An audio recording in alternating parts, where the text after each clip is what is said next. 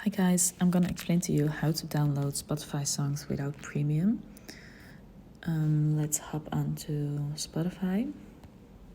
So actually there is no way to download Spotify songs without premium because this is a way Spotify earns his money, but there are a few workarounds. So what you can do is you close your Spotify and you open your Safari or Chrome and you look for Spotify free trial.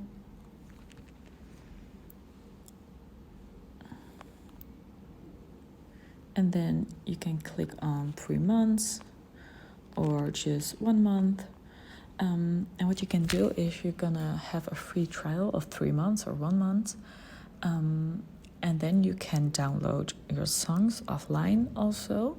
And when your trial is over, just cancel your free trial and you have the downloaded songs.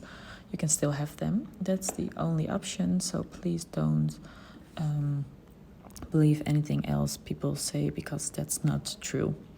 This is the only way. I hope this helps. If you have any questions, please ask me. Thank you.